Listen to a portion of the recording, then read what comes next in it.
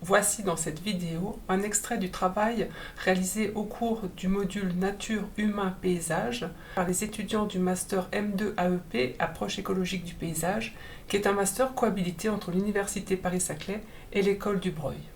Il s'agit de la promo 2025-2026. Par groupe de deux, ils ont choisi un jardin avec vue sur mer, que ce soit sur les côtes françaises ou ailleurs. Ils vont vous le présenter en 2 minutes en vous donnant à la fois des informations sur qui l'a créé, avec quel objectif, dans quel type de milieu en termes de climat, de sol, de géologie et aussi dans quel contexte culturel. Livré en 2013, le Jardin des Migrations, perché sur le toit du Port Saint-Jean à Marseille, offre une lecture sensible de la flore méditerranéenne. Il est ouvert d'une part sur la mer et de l'autre sur le port de Marseille. Sa création sur le toit du fort lui offre un sol pauvre, calcaire et drainant et l'expose aux aléas géographiques marseillais, Mistral, ensoleillement, possible gel hivernal et sécheresse estivale.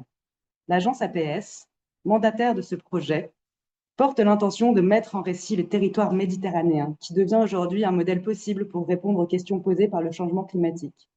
Pour réaliser ce travail, ils ont collaboré avec Olivier Philippi, botaniste et pépiniériste spécialisé des jardins secs, c'est-à-dire sur des sols drainés et sans eau, conçus avec des plantes adaptées à ces conditions difficiles.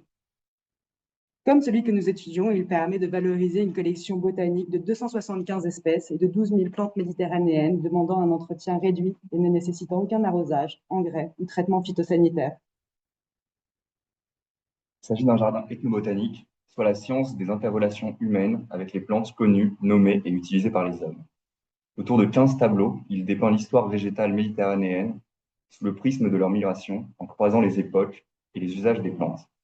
Nous pouvons citer à titre d'exemple le tableau de la mythologie et de l'Antiquité, celui des plantes guérisseuses et du thé, ou encore celui des plantes de la Bible et du Coran.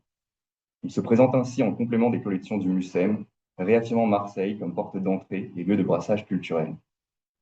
Cette mise en scène de la migration des végétaux entend questionner l'opposition entre indigénat et exotisme, en soulignant les nombreux échanges et le lien profond entre culture et paysage. Cette volonté d'ouverture est aujourd'hui incarnée par l'accessibilité du jardin, espace végétal, passant et vivant, particulièrement précieux à Marseille, ville minérale caractérisée par sa faible proportion de parcs et de jardins. Ces derniers ne représentent en effet que 1,3% des 240 km² qui constituent la cité phocéenne.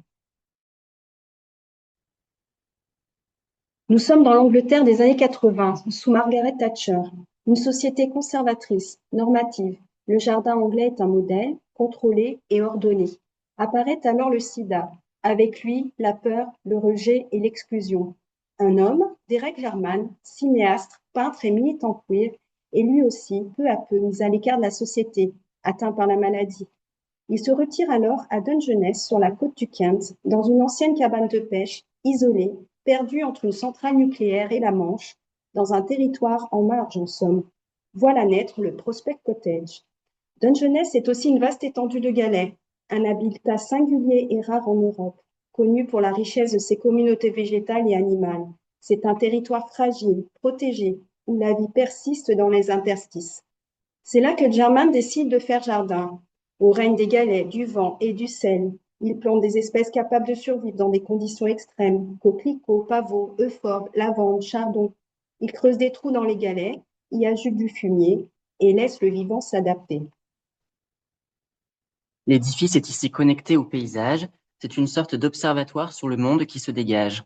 La matérialité de la maison elle-même glisse vers l'extérieur et réciproquement. Les outils du dehors, pelle, fourche, arrosoir, deviennent objets de scénographie. Autour de son cottage, sur ses galets, Jarman aménage son jardin, il mélange des sculptures assemblées à partir de bois flottés et autres débris ramassés sur la plage. Il y installe des plantes robustes capables de résister aux intempéries côtières. C'est un anti-jardin, sans ordre imposé, sans idéal à atteindre. Il raconte une autre relation au paysage, frugale, marginale, assumée. Pourquoi ce choix? Loin des idées fastueuses du jardin sur mer, celui-ci témoigne d'une époque. Pour tous, il interroge cette relation intime que les humains entretiennent avec ces territoires relégués. Pour l'homme, il devient une philosophie des derniers instants, presque épicurienne. Jarman a appris à vivre de peu et a déjà tout quitté, et la mort ne peut donc plus rien lui ôter. Baptiste et moi avons voulu vous raconter un jardin de Pascal Cribier. Pour tenter de révéler la singularité de ce jardin, nous avons choisi la forme de l'abécédaire que nous parcourrons aléatoirement de A jusqu'à Z. Le jardin de Morville est tout d'abord un bois dévasté par la tempête de 1978, implanté dans une valleuse du pays de Caux en Seine-Maritime. Les valleuses sont de petites vallées perchées du fait d'un phénomène de recul de la falaise plus rapide que le creusement dû au cours d'eau qui les traverse. Ici, elle fait face au nord. Les travaux initiés en 1982 consistent en un titanesque débroussaillage et dessouchage. Il n'y est pas question de planche à dessin, mais de corps, un jardin que l'on arpente, que l'on défriche, sans outils mécaniques et que Pascal Cribier élaguera et taillera inlassablement durant 30 ans. Le jardin est composé avec le temps atmosphérique très humide et subissant régulièrement de forts vents à dominante sud-ouest qui contrecarrent l'eau chargée de sel des embruns. Ici, dans ce jardin, l'enjeu est de sculpter arbres, strates arbustives, buissons, pour faire circuler la lumière et constamment ménager l'ouverture sur la mer. Il est aussi question de guider, de drainer l'eau par de délicates astuces, car cette géologie crayeuse est couverte d'un manteau d'argile très imperméable. L'affleurement de différentes couches géologiques ajoute une grande diversité de conditions sur le site. Pascal Cribier a su les exploiter dans sa sélection des essences et sa création de différentes ambiances. Le jardin est réalisé au fur et à mesure des saisons et modifié, amélioré par itérations successives, en intégrant d'office son évolution. Son entretien est anticipé dès le début, comme la continuité de sa mise en œuvre. C'est le génie du lieu et ce qui le marque en découvrant l'existant qui aide à le composer. D'ailleurs, ce jardin comprend peu de cheminement. C'est aussi un laboratoire-atelier où il peut observer le développement dans le temps et l'espace des végétaux qu'il récupère de ses découvertes botaniques avant de les mettre en œuvre. Il fait dialoguer l'existant et les végétaux plantés, l'indigène et l'horticole, avec un jeu très subtil de formes, de couleurs et de textures pour qu'ils se confondent en harmonie. Les cultivars et les nuances qu'il propose le fascinent, que ce soit en termes de couleurs, de parfums ou de morphologie. Travaillant plutôt par empirisme et connaissances techniques, architecte, il a demandé des cours de botanique et s'est toujours entouré de scientifiques pour apprendre et évoluer dans sa pratique. Il est notamment passionné par les écorces et a été émerveillé par l'aspect du xylème au microscope. Afin que ces jardins forment des événements de découverte et de rencontres avec des scientifiques et le grand public, il organise, à côté du bois de Morville, les journées botaniques d'Arrangeville. Le parc Güell est un parc public espagnol de la ville de Barcelone, inscrit au patrimoine de l'UNESCO. Cette œuvre culturelle est un espace vert riche en biodiversité. Ce parc est à l'origine conçu par l'architecte catalan Antonio Gaudí sur demande de son mécène Eusebio Güell, qui a le projet de construire un lotissement luxueux sans entraver la vue sur la mer, basé sur un modèle anglais cité-jardin. Faute de moyens, le projet est abandonné en 1914 après 14 ans de construction. Néanmoins, l'aménagement du parc se poursuit grâce à Gaudí et plusieurs de ses collaborateurs, qui font de ce site de 12 hectares un parc articulant des éléments naturels et architecturaux au symbolisme fort. Le parc s'appuie sur une topographie en pente de la Montana Pelada, appelée ainsi en raison de l'aspect des terres sèches qui surplombent la métropole, offrant une vue sur la ville et sur la mer. Le site était autrefois un terrain agricole, constitué de vignes, d'oliviers et d'arbres fruitiers. Le parc subit l'influence d'un climat méditerranéen qui offre des étés secs. Les événements climatiques s'étant accentués ces dernières décennies ont poussé à repenser sa gestion. Les espèces locales demandant de faibles quantités d'eau sont favorisées, avec une diversité d'arbres qui s'inscrivent dans plusieurs séquences paysagères. Ambiance forestière en hauteur, mais aussi des vallées où les essences seront différentes. La bonne qualité environnementale du parc permet aussi la présence d'insectes, reptiles et mammifères, privilégiés par certains aménagements comme un parcours de biodiversité et par des connexions avec d'autres parcs de la ville. La particularité de ce parc réside dans ce qu'il a été entièrement pensé par un architecte, donc Antonio Gaudí, qui a porté dans ce parc, comme dans le reste de son œuvre, une architecture naturaliste et organique. Le modernisme catalan de Gaudí, inspiré de l'Art Nouveau, se base sur l'observation de la nature, de ses courbes et de ses formes géométriques. Attaché à sa terre catalane, à son climat et à sa biodiversité, Gaudí a voulu valoriser au travers d'éléments architecturaux une identité culturelle, mais aussi une vision de la nature quasi paradisiaque. On peut par exemple citer les portières d'entrée qui marquent le passage symbolique entre la terre et le ciel, l'escalier du dragon et sa salamandre, symbole de la résistance au feu, mais aussi les colonnes de la salle hypostyle, symbole des 4 saisons, et enfin la place de la nature, place maîtresse du parc, qui a été pensée comme une agora grecque de forme ovale, avec sa vue sur la mer et destinée à accueillir une fête rassemblement public et culturel. Ainsi, de l'intention initiale à sa gestion actuelle, le parc Güell incarne l'articulation entre paysage et nature, ainsi que l'appropriation et la valorisation par l'homme de son environnement. Georges de Lasselle, assureur parisien passionné de botanique, découvre l'île de Batz en Finistère Nord en 1897. Fasciné par sa richesse végétale, où marins et explorateurs ont acclimaté des plantes venues du monde entier, il décide d'en créer un jardin exotique. À sa mort, le jardin est vendu à plusieurs reprises et tombe peu à peu à l'abandon. Le Conservatoire du Littoral en devient propriétaire en 1997. Aujourd'hui labellisé jardin remarquable, il fait 2,5 hectares. Inscrit dans un climat océanique tempéré, le jardin bénéficie de l'influence du chenal de l'île de Batz et d'un microclimat doux lié au Gulf Stream, malgré une exposition marquée au vent d'ouest dominant. Il accueille plus de 2000 espèces végétales, majoritairement subtropicales, dans un contexte insulaire. Le sol du jardin, très anthropisé, repose sur un sol granitique, aux apports de limon argileux et de sable coquillé. Georges de Lasselle fait modeler un cordon de dunes artificielles pour se protéger du vent et une cuvette de 5 mètres dont les bords sont aménagés en terrasse. C'est un jardin paysager d'acclimatation organisé en 10 ambiances qui s'ouvrent sur la mer. Il exprime une idée de la nature comme expérimentation vivante. Fondé sur la passion de son créateur, le jardin a su déplacer les frontières du possible. Gilles Clément et Guillaume Geoffroy de Chaume prolongent cette intuition. Le jardin est vivant, en mouvement. L'histoire et la culture d'exploration marine bretonne nous fait comprendre l'étonnante cohabitation de cette terre atlantique accueillant les tropiques. Beaucoup de plantes provenant de colonies françaises, le jardin fut d'abord appelé le jardin colonial. Georges de Lasselle se fait aussi conseiller par Jean Dybowski, un ami en charge des serres de Nogent, spécialisé en recherche agronomique tropicale. Cette richesse d'acteurs fait de ce jardin ce qu'il est aujourd'hui.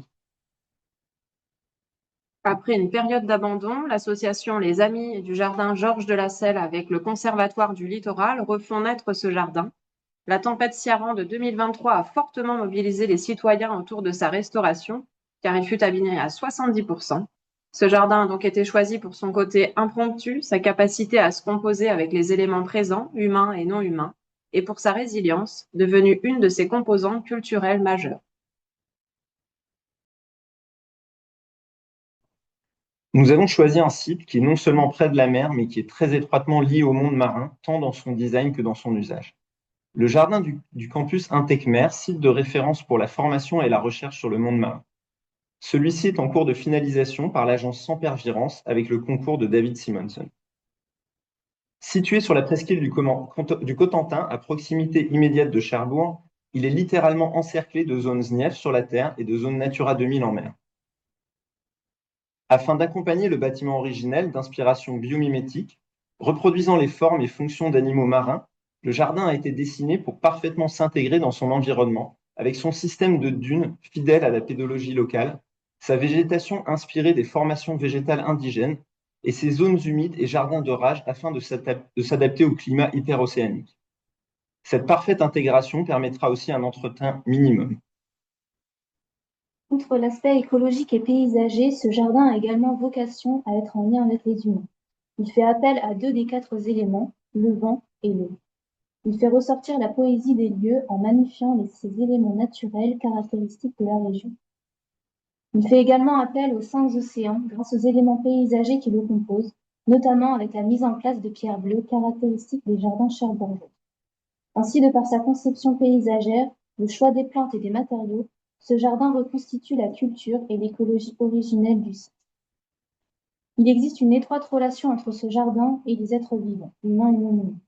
Les dunes et les arbres anémomorphosés assurent une protection face au vent, et il existe également une vocation scientifique à travers un jardin naturaliste. Ainsi, ce jardin marin représente le fruit d'une association entre l'écologie, le paysage et les humains, 3 notions à prendre en considération dans tout type de projet d'aménagement. Le jardin botanique Marie-Moutra est un jardin botanique créé et construit entre 1925 et 1952 à l'initiative de l'homme d'affaires allemand Karl Faust, passionné de botanique. Il mesure 16 hectares et comprend plus de 4000 espèces végétales venant de 5 continents différents. Surplombant la falaise de Sa Forcanella, à Blanes en Espagne, au bord de la mer Méditerranée sur la Costa Brava, il offre un point de vue époustouflant sur un site escarpé, au pied des Pyrénées espagnoles, loin du tumulte de la ville. Ce jardin se délimite en 3 zones. Le jardin aride, faisant cohabiter des palmiers et des cactus issus d'Amérique du Sud, et la flore des Canaries qui apprécie le climat aride. Le jardin tropical, composé de plantes telles que le bambou d'Orient, Et enfin, le jardin méditerranéen côtier, comprenant plusieurs belvédères à l'architecture d'inspiration hellénique dessinée par l'architecte Joseph Godet. Ce jardin comprend plusieurs espèces du bassin méditerranéen, notamment la myrte, espèce indigène, qui pousse de manière spontanée sur les lieux. Le climat local étant un climat méditerranéen avec influence subtropicale humide permet d'avoir des périodes d'hiver doux et d'été chauds sans réelle sécheresse. Cette météo locale a permis à Carl Faust de faire prospérer les différentes espèces et d'ainsi permettre d'avoir des spécimens rares et âgés. Le jardin de Marie Mourtra est avant tout le rêve personnel de Carl Faust. Poussé par ses parents à se lancer dans le commerce au détriment de la botanique, il projette dans ce lieu son fantasme d'un monde hispanophone idéalisé, nourri par l'exotisme. En important des plantes venues d'autres régions du monde, il crée une collection botanique à ciel ouvert qui reflète le désir de découverte de l'ailleurs propre à son époque. Ce rêve s'inscrit aussi dans une esthétique néoclassique, inspirée du lycée d'Aristote où l'enseignement se faisait en se promenant. À Marie Mourtra, la promenade devient un outil de transmission du savoir. Le jardin est organisé pour être observé, compris et étudié. Enfin, Marie Mourtra illustre une domination affirmée de l'homme sur la nature. Le site est profondément artificiel. Sols modifiés, plantes importées, conditions de croissance recréées et maintenues par l'intervention humaine. Le jardin interroge ainsi la légitimité d'un projet scientifique et esthétique face au déséquilibre écologique qu'il engendre.